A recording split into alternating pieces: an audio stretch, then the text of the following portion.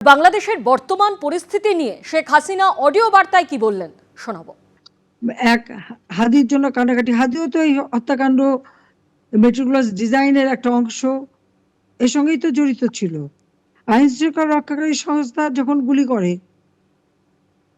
তাদের সময় গুলি করলে ওটা অপরাধ না। পুলিশের উপরে হামলা, জনপ্রশাসন, সেনাবাহিনী, তারা তো দায়িত্ব পালন করতে গেছে। তাদের বিচার করলে গোপালগঞ্জে যখন ইউনূসের হুকুমে সরাসরি গুলি করে আমার 5জন নেতাকর্মীকে হত্যা করলো, সে বিচার তো হচ্ছে না। এই দীপুচন্দ্র দাসকে যে হত্যা করেছে ঝুলিয়ে, একটা মিথ্যা অপবাদ দিয়ে, দীপুর দোষটা কি ছিল? কি অপরাধ ছিল তার? সে সাধারণ গরিবের ছেলে। যাক, আমি আপনাদের সাথে আমি একাত্মতা ঘোষণা করি যে আমি আছি আপনাদের সাথে।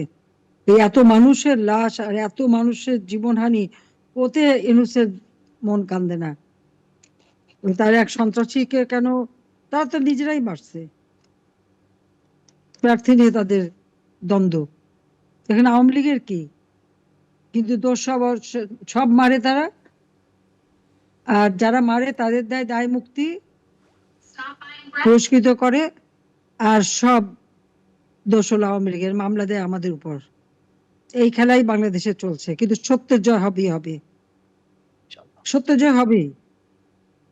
সবাই ধৈর্য ধরেন, ইনশাল্লাহ সকলের জয় হবে। এই বিএনপি জামাত জোট, তারপরে এনসিপি পার্টি, আরো নানা ধরনের অনেক পার্টি নতুন গজিয়েছে। তারা নির্বাচন করবে। আওয়ামী লীগকে তো তারা নিষিদ্ধ করে দিচ্ছে ইউনূস। আওয়ামী লীগকে নিষিদ্ধ করে, ছাত্রলীগ সব আমাদেরকে নিষিদ্ধ করে, 14 দল নিষিদ্ধ, আমরা ইলেকশন করতে পারবো না, এবং তারা নিজেরা ইলেকশন করবে। মিশন 26। নরেন্দ্র মোদীর পর এবার রাজ্যে আসছেন অমিত শাহ। এসআইআর আবহে প্রথমবার রাজ্যে আসছেন কেন্দ্রীয় স্বরাষ্ট্রমন্ত্রী। 30শে ডিসেম্বর কলকাতায় আসছেন অমিত শাহ। বিজেপি রাজ্য নেতৃত্বের সঙ্গে বৈঠক করবেন তিনি। ভোট কৌশল নিয়ে বৈঠক করবেন অমিত শাহ। বৈঠকের পর সাংবাদিক বৈঠক করবেন কেন্দ্রীয় স্বরাষ্ট্রমন্ত্রী।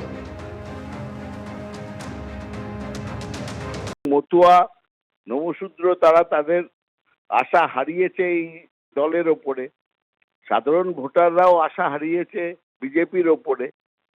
তো এখন ড্যামেজ কন্ট্রোলের জন্য একের পর এক আসবে, আসার মতো আছেটা কি? সবই তো পরীক্ষিত এবং ফেলড। মোদিও ফেল করেছে, অমিত শাহও বারবার এসছে, কথা বলেছে, অনেক হুঙ্কার দিয়েছে, আবার ফেল করেছে বাংলার মানুষ জয়ের ক্ষেত্রে। আবার এরাই আসবে, এদের তো আর নেই। এস্টাবলিশড ফ্যাক্ট যে মোদি অমিত শাহ ম্যাচ জেতানোর কোনো ক্ষমতা নেই। নিয়ে এসে নিজেদের মধ্যে একটুখানি ঘোট পাকাবে, নিজেরা মনে করবে অনেক কিছু হলো, কিন্তু বাংলার রাজনীতিতে তার কোনো প্রাসঙ্গিকতাও নেই, কোনো উল্লেখযোগ্য কিছু হবেও না বাংলার রাজনীতিতে এরা আসাতে। এবিপি আনন্দ, এগিয়ে থাকে, এগিয়ে রাখে।